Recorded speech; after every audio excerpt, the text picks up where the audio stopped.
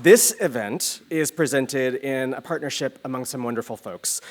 Here, the San Francisco Public Library, Independent Lens, and us at KQED. And I'd like to just say a few things about each of those groups. Indie Lens Pop-Up is a neighborhood series that brings people together for film screenings and community-driven discussions with Independent Lens documentaries like the ones today.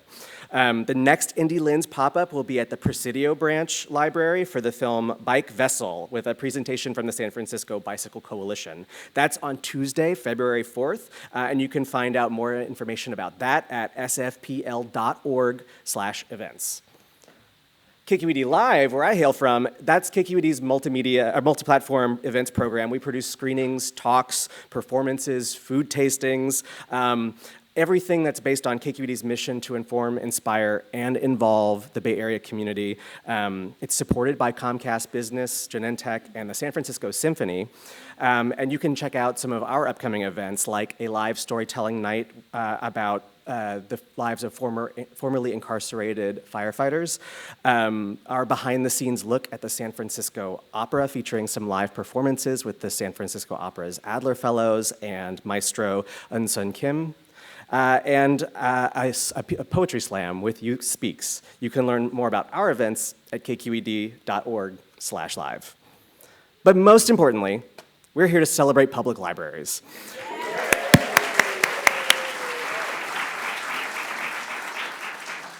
There are clearly library lovers in the house today, and the San Francisco Public Library is a jewel of our civic and educational infrastructure in San Francisco. Its mission, its services, the passion of its staff are the things at the heart of today's film. And Free for All, the public library, is going to premiere on PBS, your local KQED Channel 9, on Tuesday, April 29th. Please be sure to tell your friends, your family, your neighbors, anybody who you think can help champion the great work of libraries across the country. And now, to kick the film off and introduce it, I'd like to bring the filmmakers to the stage. So please join me in welcoming editor Elizabeth Fieldleafson, producer Lucie Faulknor, and director Don Logsdon.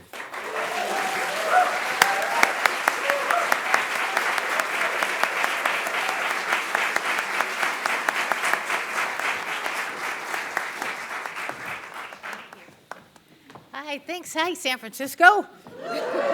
Thank you all so much for being here. So Elizabeth Finlayson, she is our editor, and she's been with us trying to break down the history of public libraries.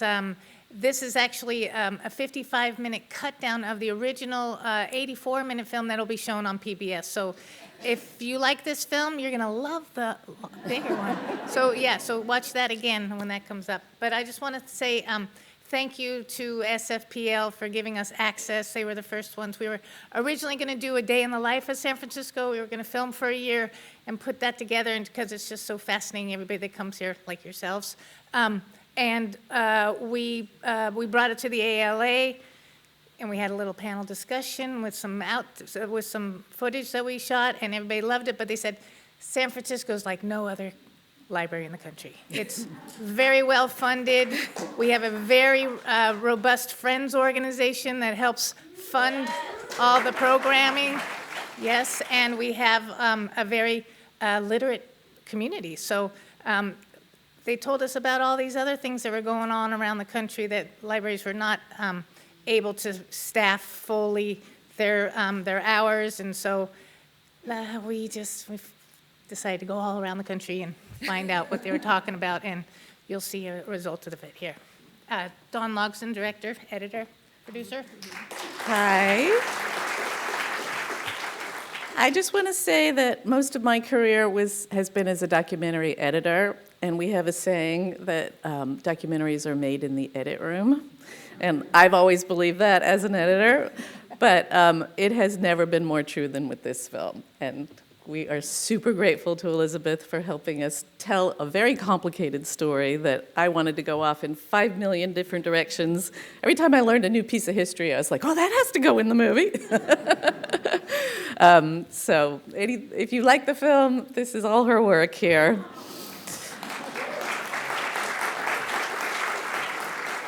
And I want to thank each and every one of, I don't know how many members of the staff are here, but SFPL put up with us for such a long time.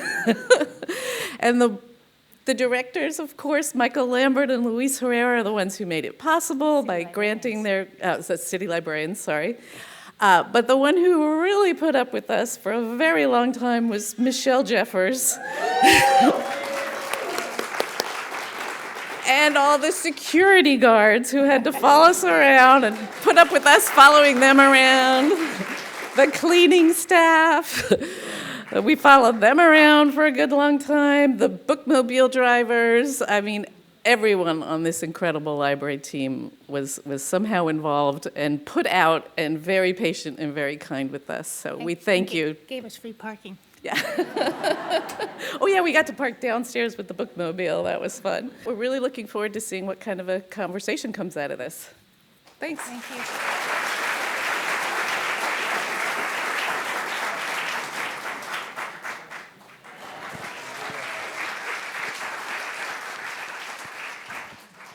Well, and I'm so excited and thrilled to see a huge crowd here who's clearly feeling the same way. I want to introduce here a couple of venerated and venerable city librarians, current and former, Luis Herrera, Michael Lambert.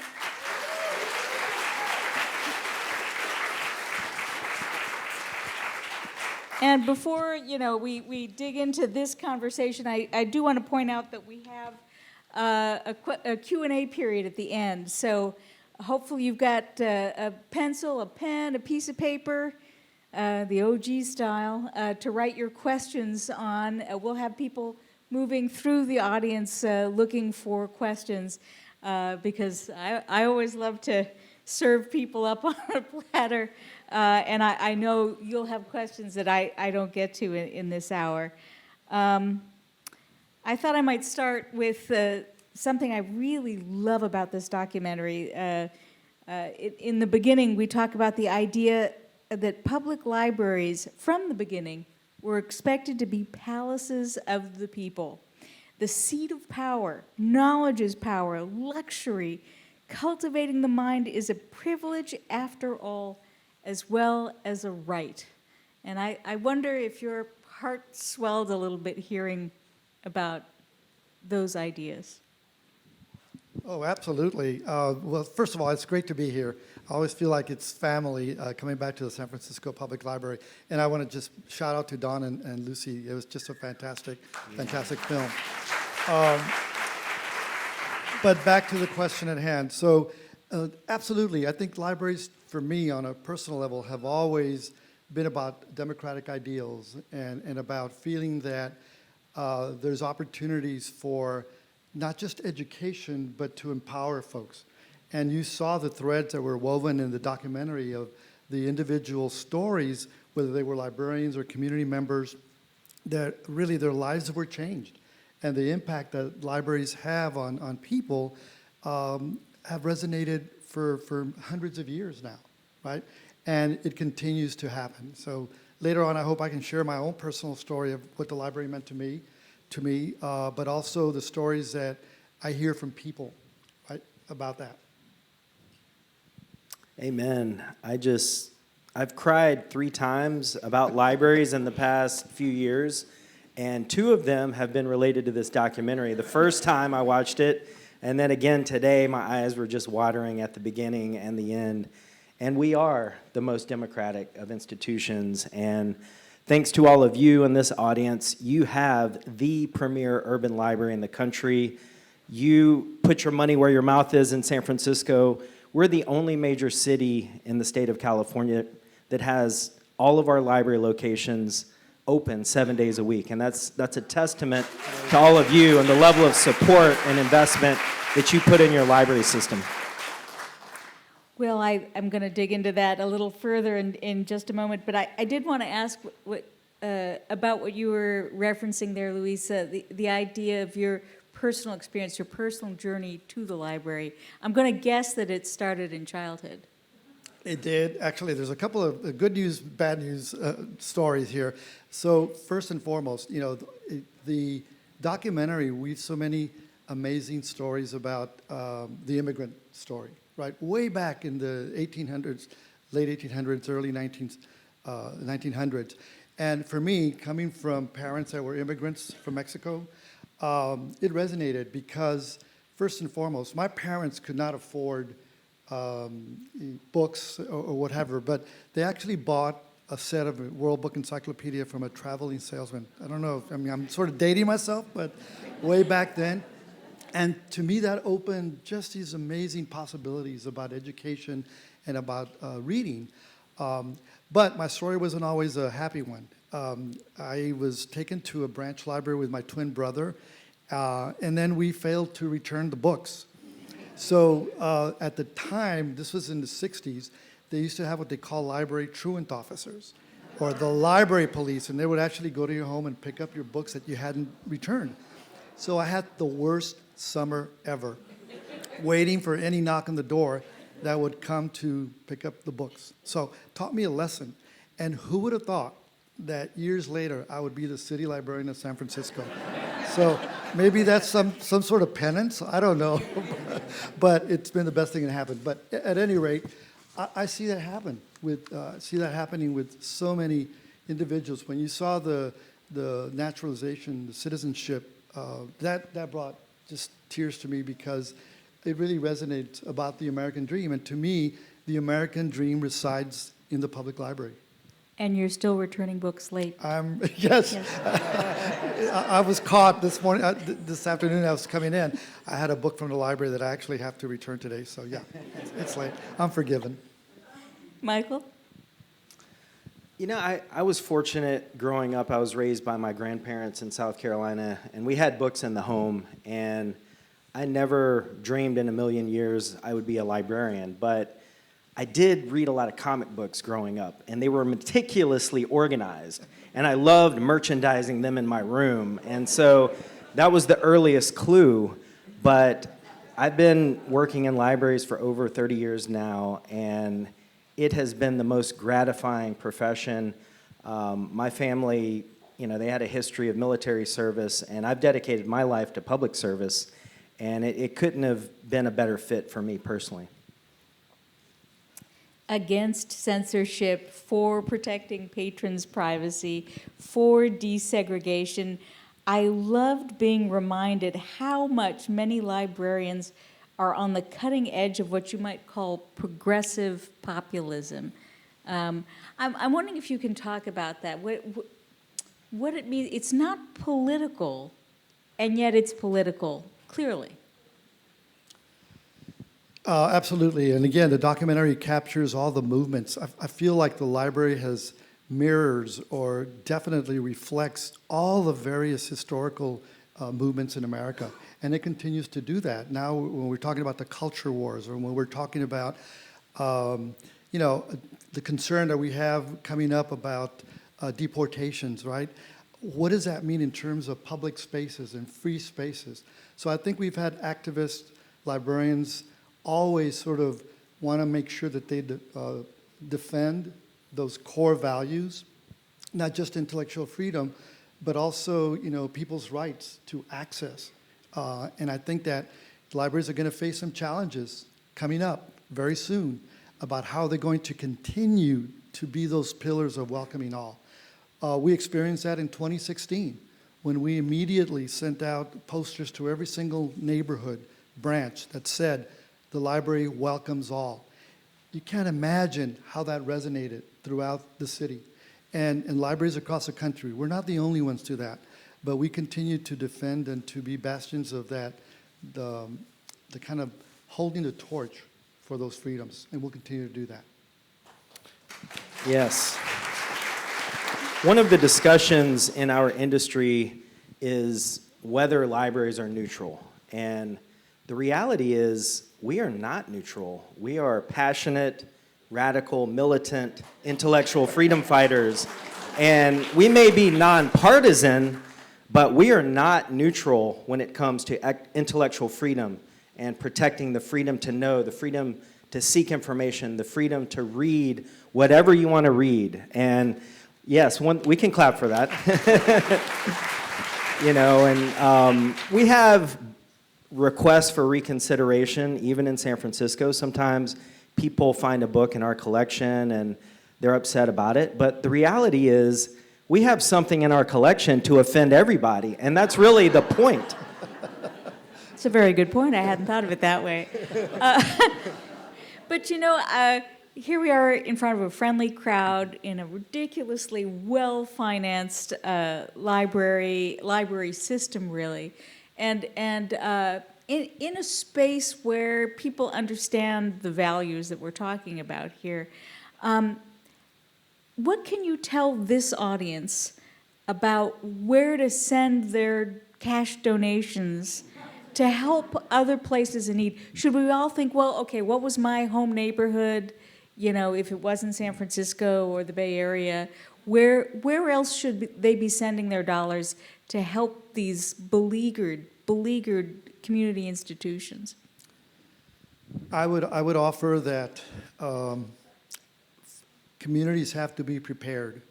And I think we do have it easier in San Francisco because we have such support, but that's not the case in many other communities, even in the Bay Area. So a couple of things. One is there's an agency or a nonprofit called United for Libraries. It's a national organization, an affiliate of the American Library Association, that is always out there having training seminars to teach community members how to advocate for libraries and how to build support. So United for Libraries is one where I would look at their website and say, how can we from San Francisco support those type of organizations? I would also suggest really supporting small mom and pop friends of libraries. We have a wonderful one here in San Francisco, but some other ones are fledgling and maybe don't have the capacity. So supporting that through your local communities and building these sessions or seminars where you raise awareness, because we have to be prepared. And that's what it takes, a lot of grassroots preparation. Yes, I have good news. So there is a national coalition that has formed to fight censorship and to protect intellectual freedom. There's this Right to Read working group. It was born out of a summit that was held last September at the Library of Congress.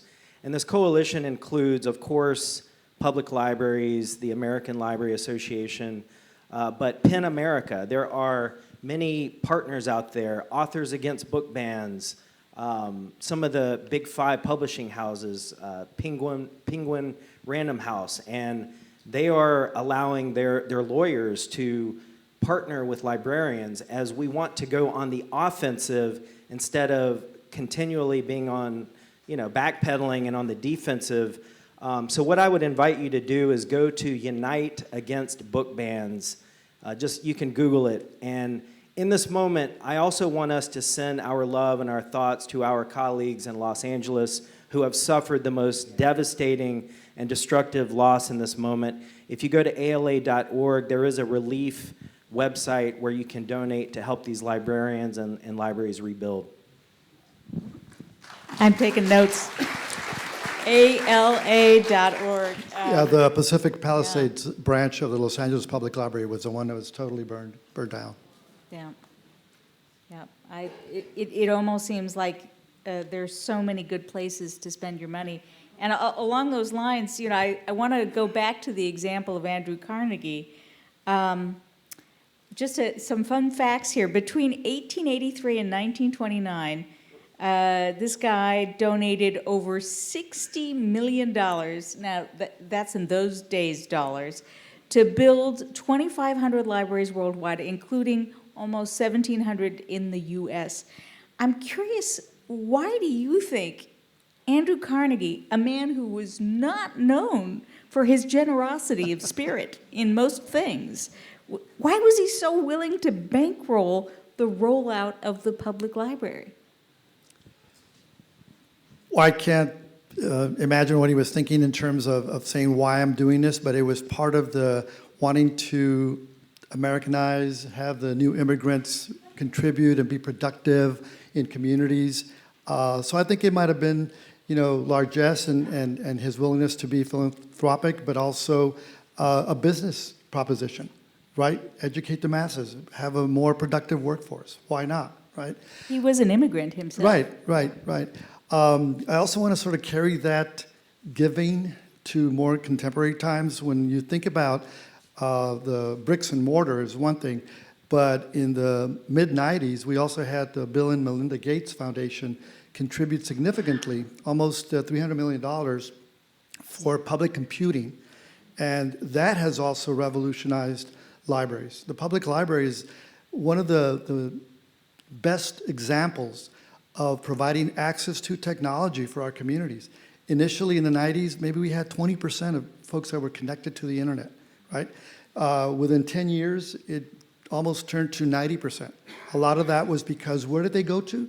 The public library to access technology. So there's been movements, and again, as I mentioned earlier, all those movements are very much part of history, but it's also says a lot about the library's ability to adapt and to be in the forefront of making these things happen. And again, whether it's Carnegie, whether it's Bill and Melinda Gates, it's giving back to communities that they feel will have greater impact in our society. Carnegie is an interesting figure, and the genesis of his willingness to give to libraries late in life, it really goes back to his childhood. He was a poor Scottish immigrant, and there was a benefactor in his community that allowed the children to have access to this gentleman's personal library. And Carnegie took advantage of that and never forgot that. And the interesting thing about Carnegie in San Francisco is that he donated $750,000 to the city of San Francisco, and we even had, misgivings about taking money from this capitalist, this industrialist in the early 1900s. But the old main library, that construction was funded with a significant infusion of Carnegie's dollars, and we have 7 beautiful Carnegie libraries. One of the things that I'm most excited about in this moment is that we are reinvesting in our historic Mission Branch Library that was built in 1915, and we're going to restore the historic grandeur of that facility and upgrade all the mechanical systems, push out an addition on the Orange Alley side, restore the original entrance on 24th Street, add the staircase back. I can go on, and we're doing the same thing for the Chinatown branch, and I cannot thank all of you enough, because your vote to renew the Library Preservation Fund allows us to self-fund these capital projects.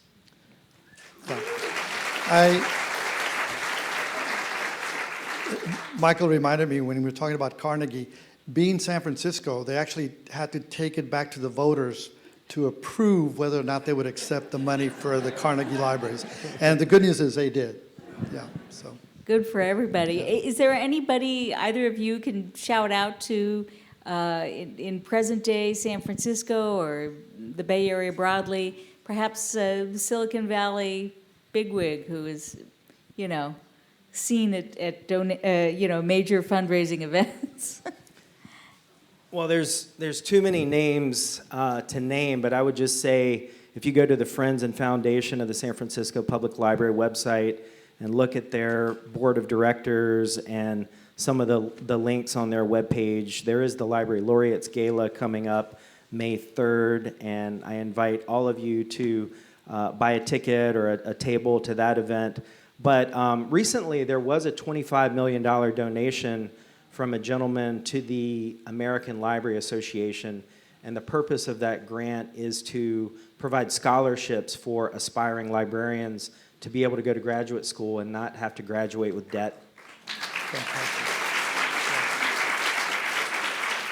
It just warms the cockles of my heart to hear. I was just so taken by that James Baldwin quote, scribbling it down in the dark. I was looking for a bigger world, is what he said.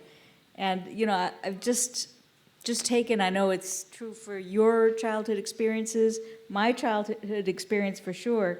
For so many children, the library and really reading is an escape, a refuge from their home life, because it's safe and clean and warm in the winter and cool in the summer, and there's free Wi-Fi.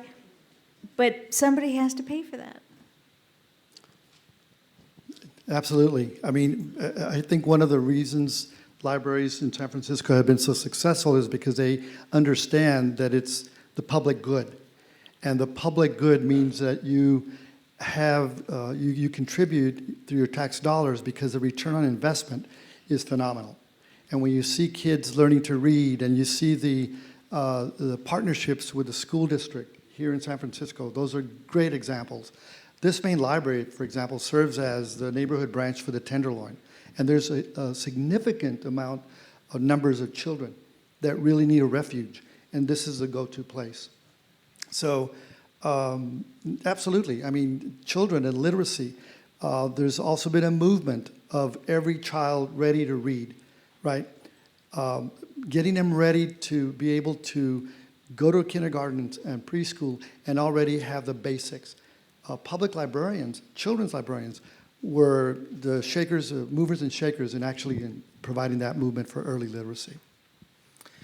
You know, by the numbers, San Francisco Public Library is one of the most highly utilized, heavily trafficked urban libraries in the country. But one story that I hear continually throughout my career is the library saved my life.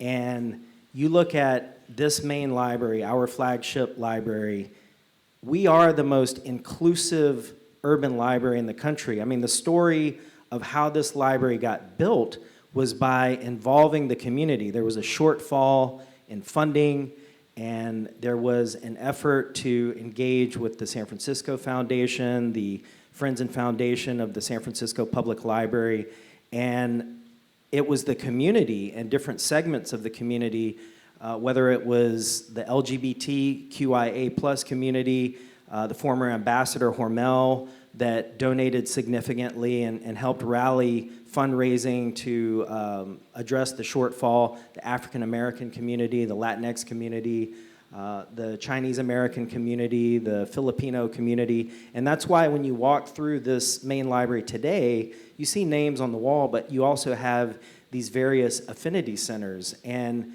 you know, we were the first urban library in the country to have a dedicated LGBTQIA plus center with dedicated staff, dedicated archives, and an endowment to continue to support future programming.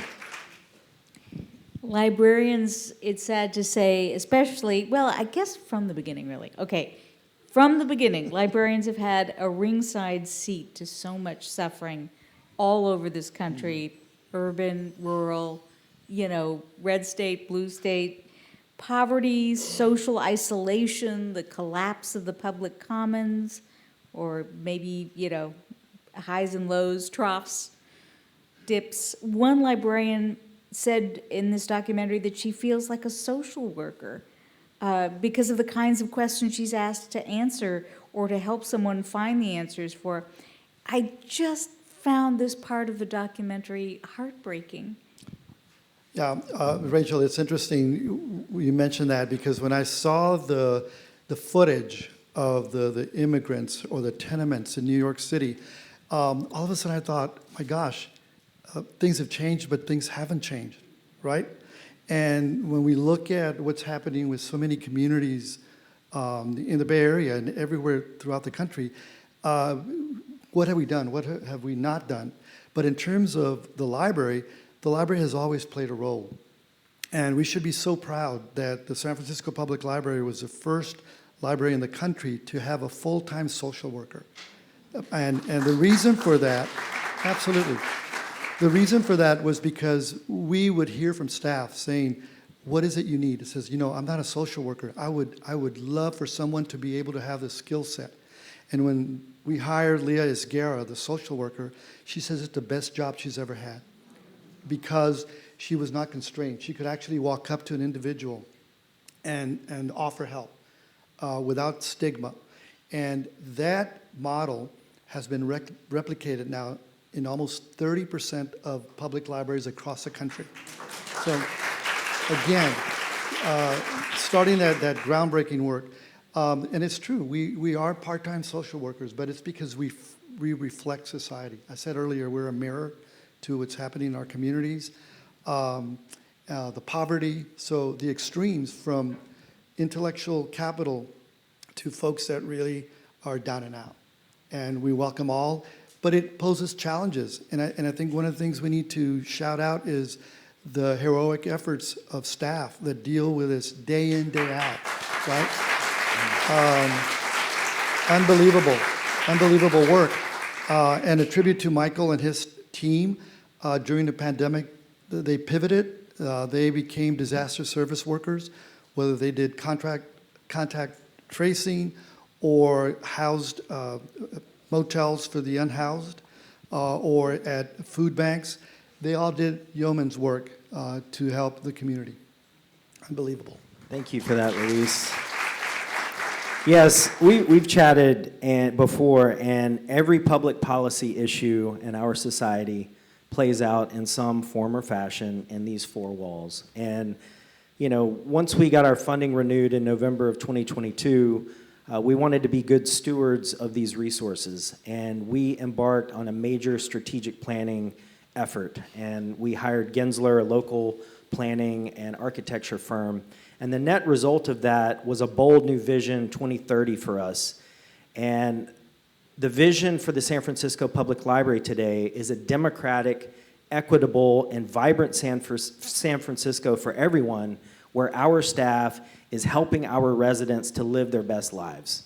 And that is a much more expansive vision than, you know, being a repository of books. And, you know, we're still champions for literacy. We are still a resource provider, but we are also a cultural amplifier that celebrates our community.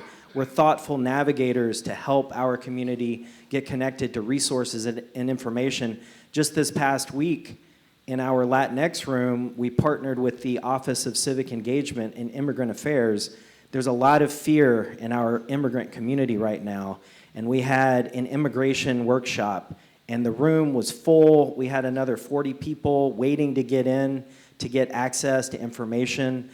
So people, they want to know what their rights are in this moment. And that's a great example of how our San Francisco Public Library is trying to be responsive to the most pressing needs in our community.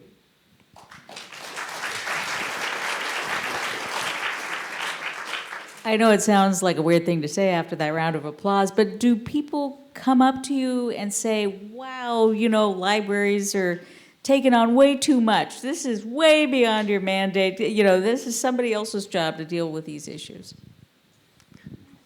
There's tension. You know, we're not throwing the baby out with the bathwater, but in 2025, you know, what is a public library? We are facilities, we're staff, we're collections, we're technology, and we have budgetary resources. So these resources belong to the community. So it's our job as library workers to align those resources to serve the community how the community needs and wants to be served. I would agree. I think the most successful libraries are the ones that really turn to the community and focus and prioritize and really respond to the needs. So from that standpoint, I think it really is a partnership where you prioritize and it diffuses some of the tension. So. Given the seat you sat in, the seat you sit in now, where do you see this going? What is the next community need the SF Public Library needs to be thinking about? We're living it right now. We are a community catalyzer. We are fostering a shared experience that enriches all of our lives. I mean, where else does the community gather to have a stimulating dialogue and to share ideas? I think with AI on the horizon, I am not worried about public libraries because I think our value proposition is inherent. We can do something that nobody else can do. It's our hyper-local focus that makes us special. Yeah, I get that question a lot about what is the future of libraries? Do we need libraries? Are books going to go away? And, you know, I answer a couple of ways. One is, first of all, you can't predict the future for libraries, but there's a certain level of predictability. And I think folks look to the past for libraries of saying there's a beautiful kind of nostalgia about the past, community spaces, all of that's going to continue, right? We're going to have books in the future. No matter what people say, the demise of books is not going to happen because people love books, the printed word. So that's going to continue, but we're going to continue to innovate and create, and I think that's going to be a long-standing tradition for libraries. So I'm very optimistic about the future. Show of hands, how many people in this room have been to Night of Ideas? Woo! That's great. While I start to sift through some of these questions, what inspired the idea? I think, Michael, you were here when the first one started, so over to you. I would say Michelle Jeffers inspired it. Michelle Jeffers, our Chief of Community Programs and Partnerships. She is one of San Francisco, the city and county of San Francisco's most empowering public servants, and at the time, she had this great idea to partner with SF MoMA, KQED, our incredible partners in the community, and they dreamed it up collectively, and it was a no-brainer, and it has become a phenomenon. I've attended myself. It's fabulous. Highly recommend the next one you see advertised in this space. All right, well, let's start with the audience questions. Can book clubs, so ubiquitous in the U.S., help save imperiled public libraries? I would say so. I'm a member of a book club. I have some of my colleagues that are with me here. It's become such a respite for not only camaraderie, but socialization, and also talking about the issues that we face. So book clubs are a wonderful way to build community, and within that, to sort of advocate for the value of libraries. We need that. So I say go strong with book clubs. Yes, you can look no further than San Francisco. We have roughly half of our population who are active, card-carrying members of the San Francisco Public Library who participate in our signature events funded by the Friends and Foundation, One City, One Book, where we get everybody to read the same book. Every year, we just featured Maya Angelou's I Know Why the Caged Bird Sings. And then we also have our On the Same Page book club. So every 2 months, we rotate a new title through there. And, it's a great way for the community to come together and have an enriching experience with their neighbors. Start one soon. Exactly. Join one if you haven't already. What can libraries do to fight online disinformation? We are definitely working on that. We have ongoing panels and trainings at the public library. We teach people how to use technology, how to use the library's resources, how to seek information, how to evaluate information. It's part and parcel of what we do, information literacy, media literacy, and I think there is even more of an opportunity for us to partner with local institutions like KQED to take that to another level. I think we forget the obvious. I think librarians and library staff are the ultimate fact checkers, right? And when we hear about Facebook, and we just need to turn to sources where truth prevails. And that's why the library as a public institution is really the ultimate place for fact checking. We've been that all along. It's just getting the word out, the importance of maintaining these institutions as places where facts live. Dorothy from the Oakland Public Library asks, what is SFPL doing to support library staff with the sometimes stressful incidents that can occur in today's libraries? We are using every tool in the toolbox. So we invest about $8 million a year on safety and security. And there's a lot that goes into that. Certainly we have our security staff who you saw featured in this documentary. They're on the front line supporting our staff, not only here at the main library, but in a dozen of our neighborhood branches that actually need some level of security. We also partner with Urban Alchemy, which is a workforce development program we're providing our justice-involved population an opportunity to re-enter society and contribute. And they are in our restrooms as restroom monitors, they are greeters, sometimes you'll see them on the perimeter of our building. But it's really a holistic approach. We've continued to invest in our social worker program. We have health and safety associates. They're called HASAs for short. And these are individuals who themselves had previously been experiencing homelessness or other challenges. And we're also giving them an opportunity for employment. Lots of training. And we're always looking for new opportunities to support our staff. Employee engagement is a priority. And just celebrating every opportunity that we can, every major milestone, every accomplishment, just trying to support our staff every which way we can. And I would add a dose of reality to this is that public safety has become an issue for our library workers, not just in San Francisco, but it's across the nation, urban and rural. It's not just isolated to one jurisdiction. So I think supporting library workers is paramount.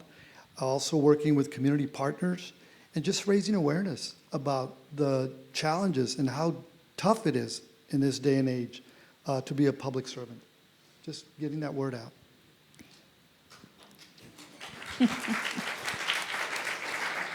How do you protect library funding when such benefits are often invisible or less quantitative? What do you say to politicians?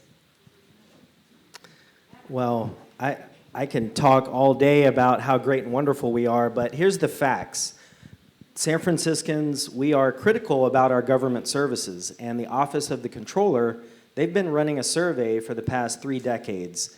It's a biennial survey of all of your level of satisfaction with various city departments and the services they provide. The San Francisco Public Library is the highest rated department of municipal government.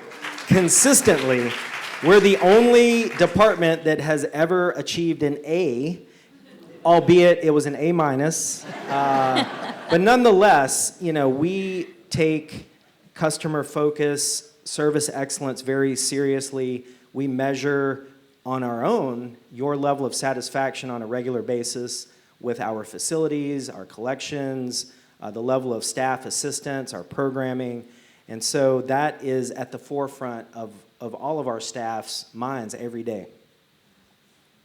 Yeah, I would just add that I think libraries are working harder on defining that return on investment.